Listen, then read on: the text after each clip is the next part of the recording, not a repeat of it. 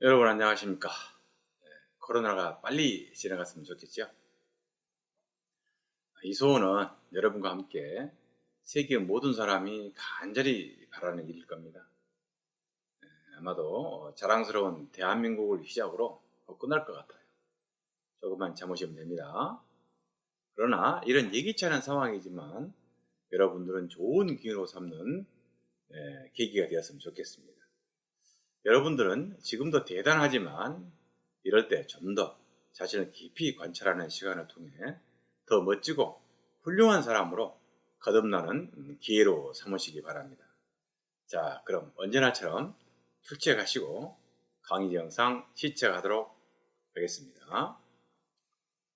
자, 수업 시작하겠습니다.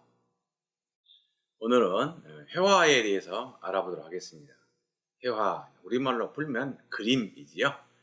도대체 그림은 어떤 의미가 함유되어 있고 어떤 유의 양식과 어떤 방법으로 표현되는지 다양하게 이곳저곳 한번 알아보도록 하겠습니다.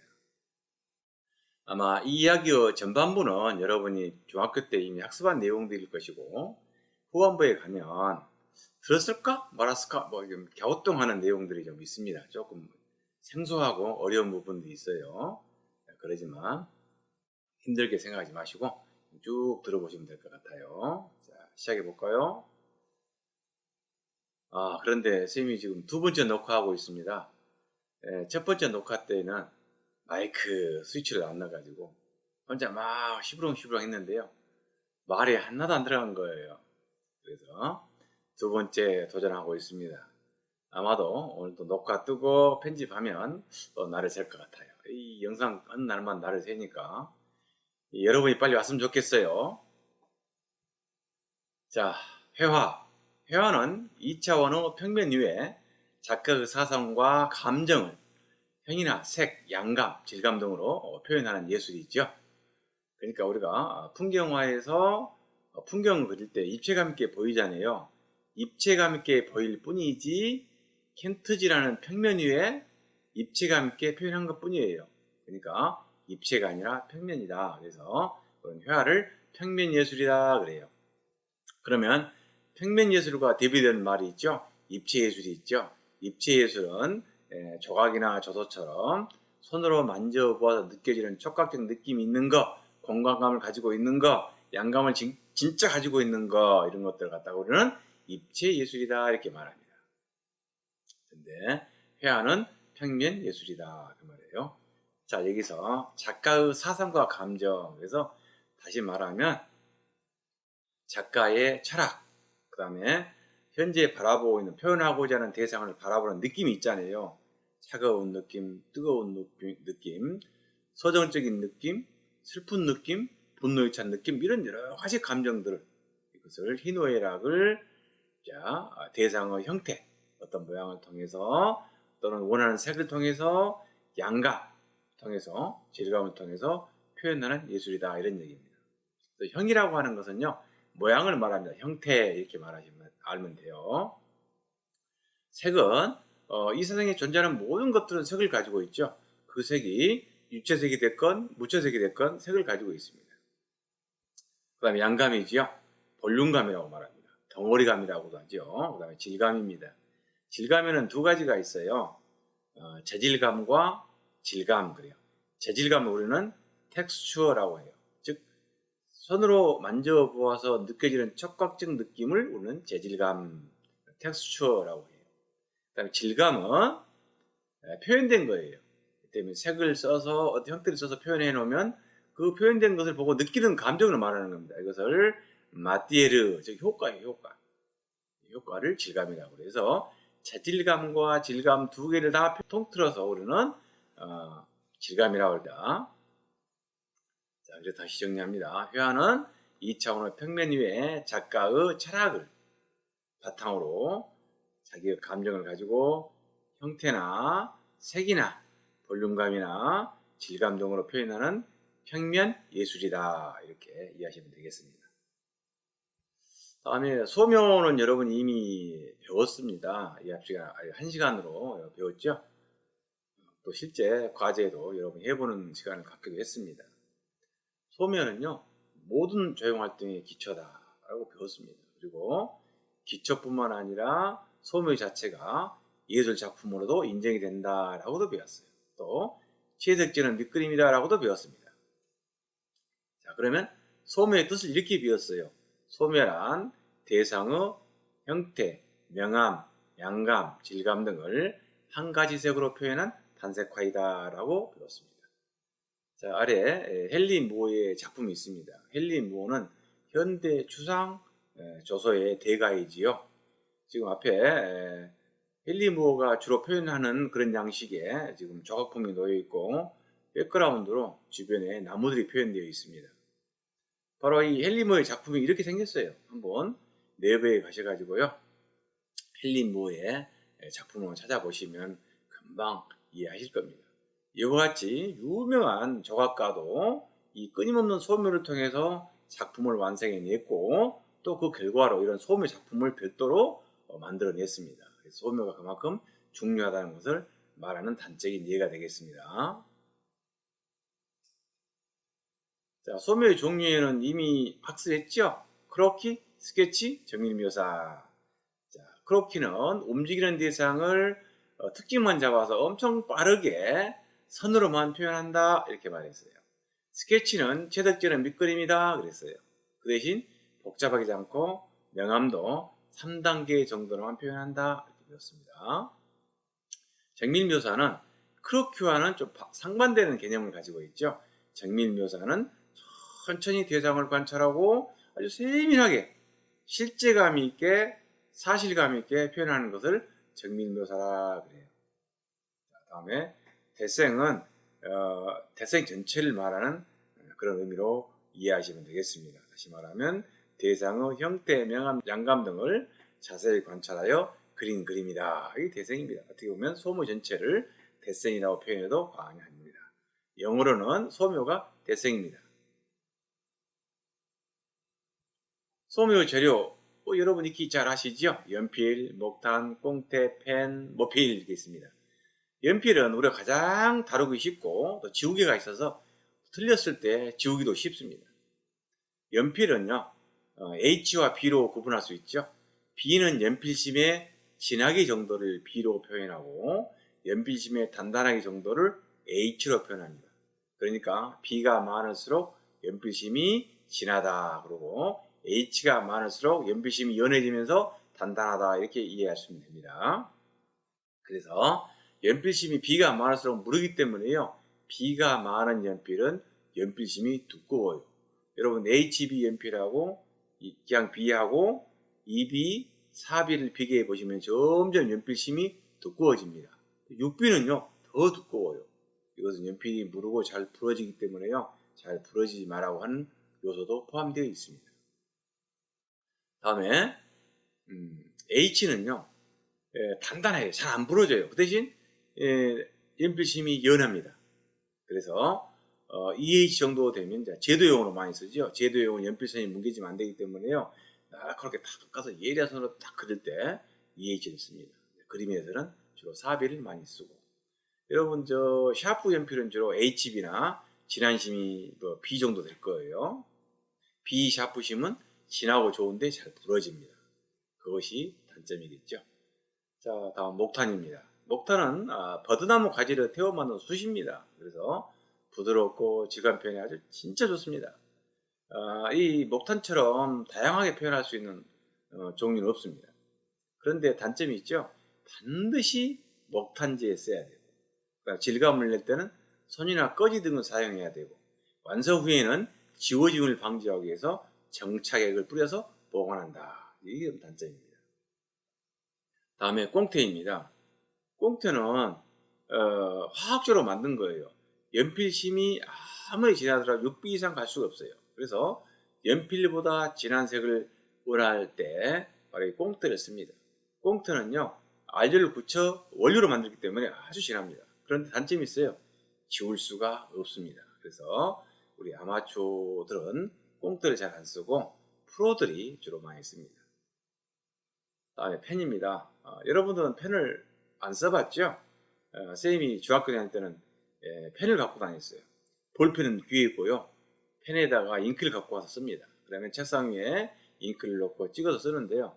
앞친구가 의자를 뒤로 밀치다가 책상을 뚝 치면 잉크병이 엎어져서 잉크가 흐르고 난리가 납니다. 그러면 앞에 친구 교복에 묻고 나한테도 묻고 막 노트에도 막 엎어지고 난리가 나겠죠. 그래서 서로 싸우고 막 그런 에피소드가 많습니다.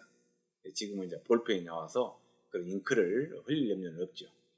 근데 펜은요 아주 선이 날카롭습니다. 그래서 애칭, 즉 동파나와 같은 느낌을 준다. 그래서 선이 가늘고 정교해서 세밀한 표현에 좋다. 이렇게들 말하죠. 다음에 머필입니다. 머필은요 여러분 서예할 때 쓰는 붓을 머필이라고 그래요. 주로 이제 서예할 때 큰 붓 쓰지만 주로 소묘할 때는 가는 붓을 좀 쓰거든요. 세필을 씁니다. 그럼 붓은요 붓을 강하게 누르면 선이 두꺼워지고 들면 선이 가늘어지죠. 이와 같이 선의 강약이 있어요. 그 다음에 머필은 동물의 털을 사용하기 때문에 탄력성 있고 유연합니다. 이걸로 선을 그으면 아주 부드럽죠.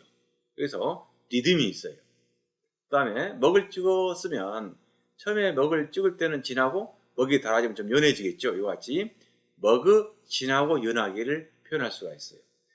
그런데 훈련이 필요합니다. 훈련이 필요하지만 그러나 그것을 훈련이 잘 돼 있으면 목표는 또 여러 가지 이와 같이 특징이 있습니다. 자, 오른쪽에 지금 사진들이 바로 펜촉, 그 다음에 사비연필, 색연필, 그 다음에 꽁태, 뭡니까 또 크레용, 그 다음에 붓 이게 있죠. 근데 붓에 보면 물감이 묻어 있습니다. 그럼 선생님, 소묘에 어째서 막 물감으로 그려도 됩니까? 소묘가 아니잖아요 라고 말합니다. 예, 아닐 수도 있습니다. 아닌 경우에는 2가지 이상 색을 쓰면 안 됩니다. 반드시 소묘는 어떤 재료든지 1가지 색으로만 쓰면 소묘가 됩니다. 이해하셨죠? 자, 채색화입니다. 색을 칠했으면 채색화가 되는 거예요. 그 색이 어떤 거에 됐든 관계없습니다. 크레용도 됐고 색연필도 됐고 색 사인펜도 되고 막 엄청나게 많죠. 그런 것들을 우리는 채색화라고 그래요. 그런데 여기서 지금 4가지로 말해놨잖아요. 이 4가지의 채색화, 수채화, 유화, 아크릴화, 파스텔화 이렇게 되는데요. 이건 주로 화가들이 많이 쓰는 재료들입니다. 그리고 각기 재료가 독특한 특징이 있고 그 느낌이 다르기 때문에 이렇게 크게 4가지로 분류를 해놨습니다. 그리고 고등학교 오면 크레용이 아니라 수채화 정도 이상은 써야 좀 폼이 나겠죠. 자, 수채화는 투명 수채화와 불투명 수채화가 있지요. 투명 수채화와 불투명 수채화는요, 색을 칠하는 순서가 다릅니다. 자, 투명 수채화는요, 밝은 색부터 칠합니다. 채도와 명도가 높은 색부터 칠하고 점차 채도와 명도가 낮은 색을 칠합니다. 다음에 밑색이 마른 다음에 칠해야 됩니다. 그래서 겹쳐 칠한 부분이 서로 미묘하게 색이 합체되어서 묘한 색을 나타냅니다. 그리고 완성 후에 색이 맑고 투명하고 경쾌하지요. 반대로 불투명 수채화는요, 우리 일반 수채화 물감으로도 쓸 수 있지만 과슈라는 물감으로 불투명 수채화를 많이 합니다. 이 불투명 수채화는요, 유화하고 똑같이 그립니다.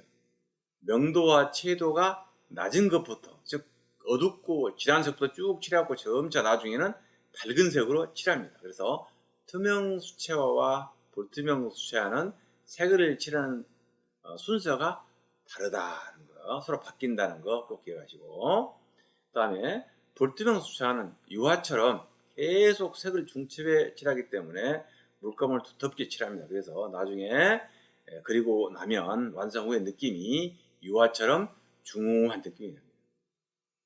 이해하셨죠? 다음에 유채화입니다. 유화라고 그러죠. 이건 유화 페인트입니다. 유화 페인트. 테레핀유라는 기름으로 물감을 녹여서 씁니다. 자, 이걸 용기라고 그러죠. 자, 이 유화 물감은요, 일반 종이에는 쓸 수가 없어요. 왜냐하면 유화 물감은 두텁게 계속 바릅니다. 그러면 물감이 마르면서 수축을 됩니다. 수축이 돼요. 그러면 종이는 수축이 되면 쭈글쭈글 되거나 또는 종이가 터져버립니다. 그래서 수축이 되었을 때도 견딜 수 있는 종이가 필요하겠죠. 그래서 종이에다가는 쓰지 못하고 캔버스라는 천에다가 씁니다. 두꺼운 천에다가 씁니다. 그래서 이 두꺼운 천을 틀을 만들어서 틀에다가 팽팽히 이 천을 당겨서 고정한 다음에 거기에다가 모든 천은 시줄과 납질로 얽혀져 있잖아요. 그러면 틈이 있어요. 그 틈을 깨끗하게 흰색으로 좋게 고를 메워서 칠하기 시작합니다. 그래서 아까 불투명 수차처럼 그런 느낌으로 그릴 수 있어요. 중후하고 멋진 그림이 됩니다. 그런데 유화는요, 서서히 마르기 때문에요, 그림을 그리는 시간이 오래 걸립니다. 그리고 테레핀유를 사용하는 양에 따라서 물감이 막 터지거나 박락이 되거나 이런 여러 가지 불편함이 요구됩니다. 그래서 전문가가 아니면 쓰기가 어려워요. 그래서 노련한 사람, 오랫동안 사용해본 사람 아니면은 쓰기가 어렵다는 단점이 있어요. 다시 말하면 불편한 채색의 종류입니다. 그러나 잘 쓰면 엄청나게 좋은 것이죠. 그 다음에 아크릴화입니다. 유화는요, 계속 중첩에 칠하다 보면 명도와 채도가 떨어집니다. 다시 말하면 발색이 그렇게 좋지 않아요. 그런데 이 아크릴 물감은 합성 수지로 만들었어요. 합성 수지와 알료를 섞어서 만든 거예요. 합성 수지란 말은 플라스틱이에요, 플라스틱. 그래서 이 물감은 굳으면 바로 플라스틱이 되는 거예요. 근데 이 아크릴 물감은요, 색이 명도와 채도가 엄청 높아요. 같은 빨간색이라도요, 선명하게 색이 살아 있습니다. 그래서 유화나 수채화에서 또는 한국화에서도 강조하고 싶은 부분이 있다 하면 이 아크릴 물감을 부분적으로 사용하기도 합니다. 또 여러분이 접시에다가 아크릴 물감을 떠놓고 색을 칠합니다. 잠시 후에 금방 굳어요. 용기는 물로 쓰지만 물이 금방 증발합니다. 그래서 굳어요. 굳으면 이것은 녹여낼 수가 없어요. 그냥 버리는 겁니다. 그래서 아크릴 물감을 쓸 때는 신속하게 정리하고 써야 됩니다. 그 다음에 접착력. 한번 붙으면 안 떨어집니다. 굳어버리니까. 이런 접착력은 좋다는 얘기죠. 다시 말하면 아크릴 물감은 발색이 좋다, 접착력이 좋다. 그러나 쓰기에 여간 까다롭지 않다. 이렇게 이해하시면 되겠습니다. 자, 파스텔은 여러분 색 분필하고 똑같아요. 석회 가루에다가 알료를 넣어서 사용하게 되는데요. 분필은 둥근 원인데 파스텔은 사각져 있지 않습니까? 그리고 파스텔은 혼색, 색을 섞어 쓸 수가 없어요. 그래서 아예 섞어서 만든 색을 다 만들어 놨어요. 그래서 파스텔은 기본적으로 색수가 많아요. 72색, 144색 이렇게 막 수가 불어납니다. 중간색을 다 만들어 놔서 그래요. 그래서 색이 많으면 좋을 것 같은데요, 색수가 많으면 골라쓰기가 약간 어렵지 않습니다. 그래서 선택 장애가 나타날 수가 있어요. 근데 그림을 그리고 나면 진짜 멋있어요.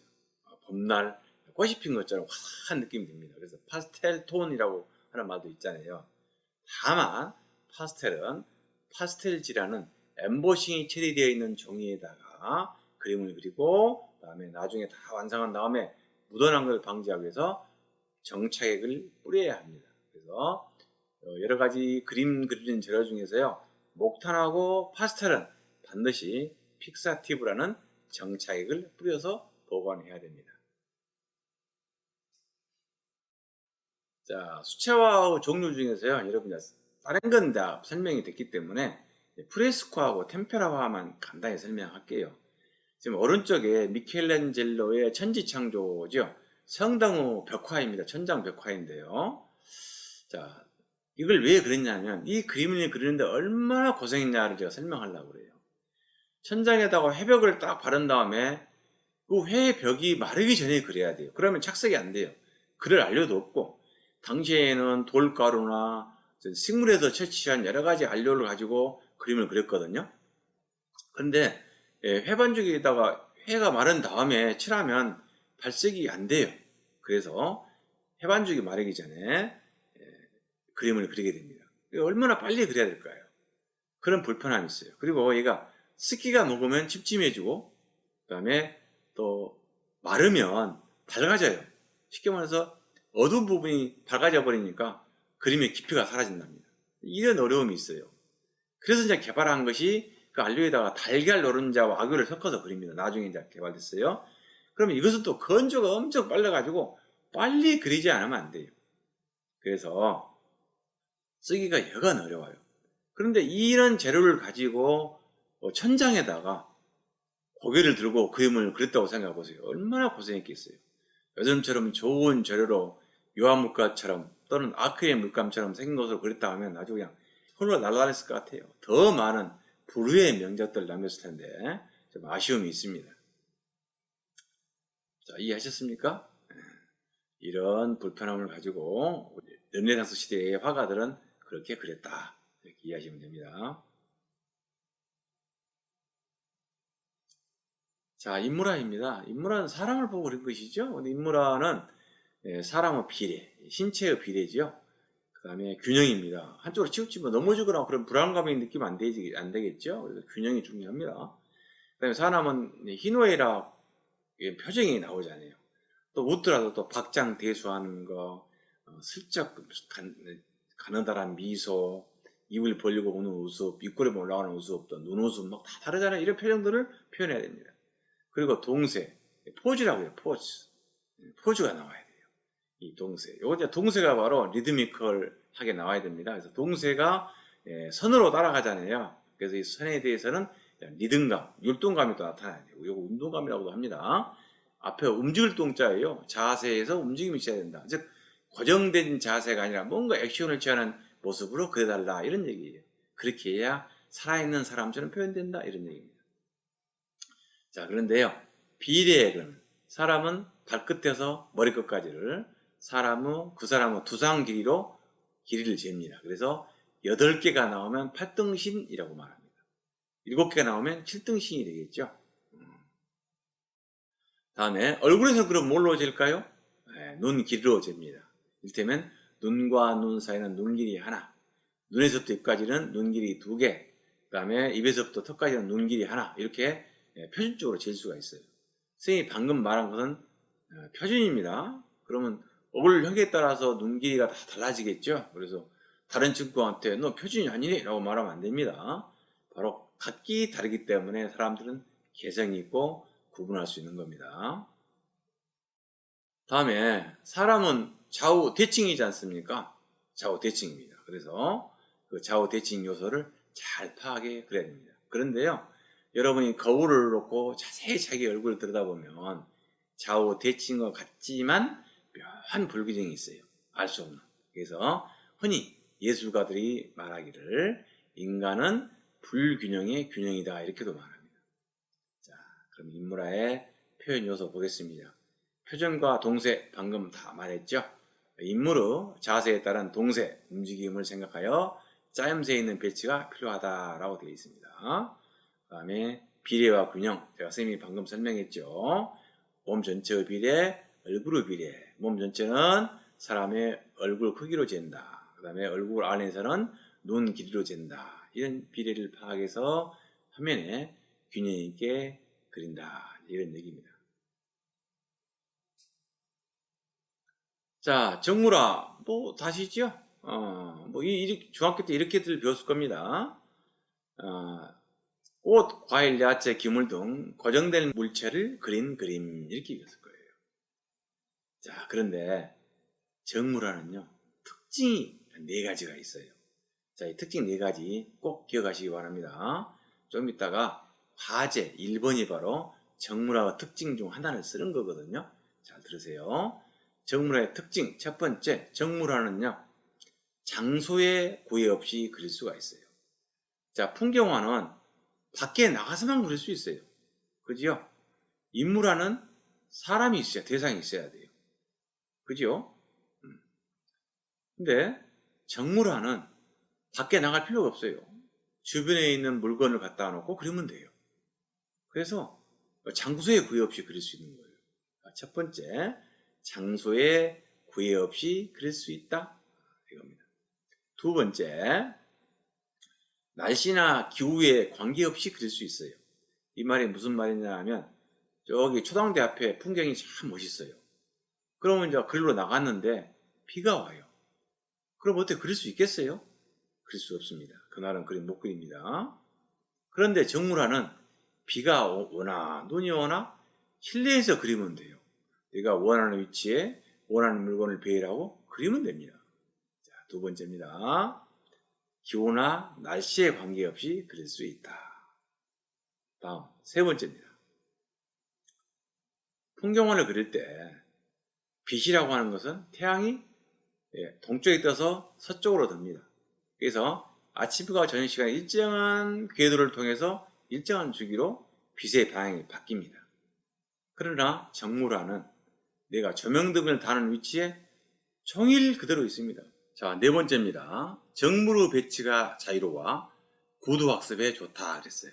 자, 이 말을 풀어서 말하면 정물화는 꽃병, 사과, 배, 당근, 양파 이런 게 있다고 합시다. 그러면 내가 원하는 위치에다가 정물을 배치하고 그릴 수가 있어요. 내가 원하는 구도에 맞춰서 그릴 수가 있습니다.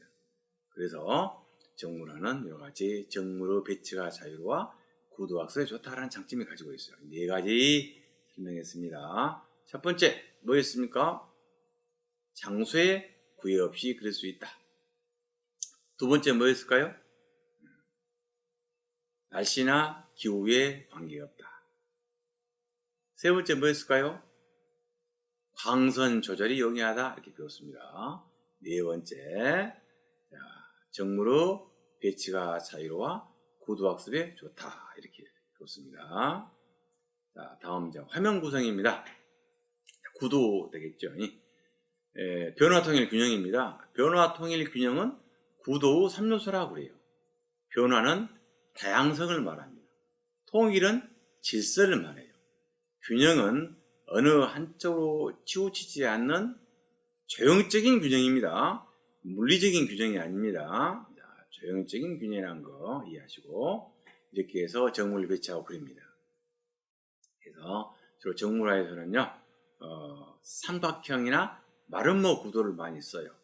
그래서 변화 통일 균형 3요소를 소화해내면서 안정감 있고 균형 있는 그림을 그릴 수가 있어요. 그래서 삼각형 구도나 마름모 구도를 많이 씁니다.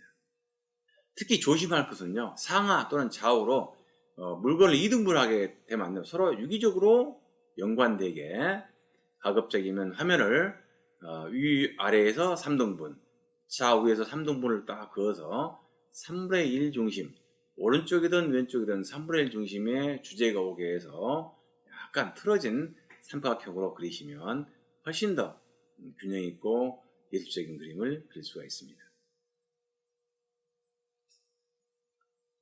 다음에 풍경화입니다. 풍경화 여러분 뭐 너무 잘 아시죠? 많이 그려봤죠? 그죠? 자, 풍경은 이렇게 말할 수 있어요. 우리 주변의 자연 경관을 그린 그림을 풍경화라고 한다. 이렇게 이해하시면 돼요. 그런데 풍경이라고 하는 것은 나와 가깝게 있는 것과 멀리 있는 것이 있어요. 또 중간에 있는 것이 있죠. 그래서 이 근경, 중경, 원경 3요소가 잘 표현이 돼요. 이것을 원근감이라 그래요. 그래서 원근감 또는 거리감이 잘 표현되어야 됩니다. 또 우리나라는 사계절을 가지고 있는 나라잖아요. 그래서 사계절의 변화를 잘 표현해야 돼요. 뭐 사계절의 변화를 표현하려면 형태도 있겠지만 가장 쉽게 표현할 수 있는 것은 바로 색입니다. 계절에 따른 색, 이걸 잘 표현하시면 됩니다. 그 다음에 자연이 가지고 있는 자연미, 자연미를 인간이 표현하기 때문에 조형적인 요소로 잘 표현하셔야 된다 이런 얘기입니다. 자, 다음에 풍경화의 표현 부분. 자연 경관이나 주변의 경치 중에서 아름답다고 느낀 부분을, 즉 내가 좋아하는 부분을 선택적으로 골라 그리는 거예요. 골라서. 자, 화면 구성할 때 여러 가지 스케치 방법이 있죠. 자, 구도가 있어요. 구도. 수직선 구도, 수평선 구도, 사선 구도, 그 다음에 세모 구도, 마름모 구도, 원호 구도, 호환 구도, Z자 구도 이렇게 다양하게 있습니다. 이 구도들은 각기 대상에 따라 선택적으로 사용해야 됩니다. 이를테면 자, 수직선 구도 그러면 수직선 구도는 웅장하고 상승감 있는 구도지 않습니까? 그래서 웅장하고 상승감 있는 대상들 그릴 때, 즉 나무가 쭉쭉 서 있는 거라든지 이런 거 그릴 때는 좋죠. 철탑이 막 세워 있다든지 이런 거. 수평선 구도는요, 안정감 있고 고요하고 넓이감이 있는 거예요. 이런 것들은 주로 수평선이나 지평선, 넓은 평야를 그릴 때 좋겠죠. 이렇게 구도에 따라서 용도가 다릅니다. 그걸 잘 인식하시고 내가 맞는 주제에 따라서 구도를 맞추어서 그리시면 됩니다. 자, 채색 확인은 먼저 스케치를 하겠죠. 스케치 할 때 아까도 말했던 것처럼 근경, 중경, 원경, 이걸 삼원법이라고 그래요. 이 세 가지 거리감을 잘 살려 표현합니다. 그런데 이 거리감을 표현하는데, 즉 원근을 표현하는 데는요, 두 가지 방법이 있어요. 그것이 뭐냐면 첫 번째 공기 또는 색채 원근법이라고 그러고, 두 번째는 투시도법이라고 해요. 이 색채 원근법은 가까이 있는 것은 진하고 자세하게 표현하고 멀리 있는 것은 희미하고 생략해서 표현합니다. 이것을 색채 또는 공기 원근법이라 그래요. 이 공기 원근법으로 그려진 그림 예를 들면 바로 모나리자의 그림 보면 뒷부분에 들판이 보입니다. 이 들판이 바로 생략해 그려진 공기 또는 색채 원근법으로 표현되어 있습니다. 다음에 투시도법입니다. 도시가 생겨나면서부터 도시적인 요소를 표현하기 위해서는 투시도법이 가장 적합합니다.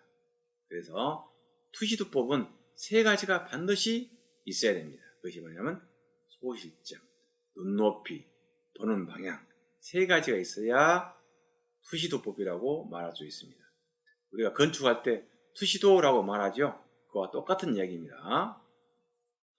이 투시도에는 1점 투시도, 2점 투시도, 3점 투시도 이렇게 있거든요. 그러면 1점 투시도는 뭐냐 하면 소실점이 하나면 1점 투시도, 소실점이 둘이면 2점 투시도 이렇게 됩니다. 자, 오른쪽 보세요. 오른쪽은 지금 반고우에 노란집이라는 유화가 있습니다. 이것은 어째요? 사선으로 지금 되어 있죠. 모서리에서 이 집들을 살펴봤거든요. 그러면 이 사선을 쭉 연결하다 보면 오른쪽과 왼쪽에 모든 선이 만나게 되어 있어요. 그러니까 이것은 2점 투시도가 됩니다. 자, 이해하셨죠? 자, 중간과제 나가겠습니다. 자, 중학교 때 배운 내용이라 충분히 이해하셨을 거로 생각됩니다. 자, 그러면 과제 나갑니다. 자, 1번 과제가 되겠습니다. 아까 선생님이 정물화의 장점 4가지 설명했습니다. 그 정물화의 장점 4가지 중에서 한 가지만 댓글창에 쓰시면 되겠습니다. 쓸 수 있죠?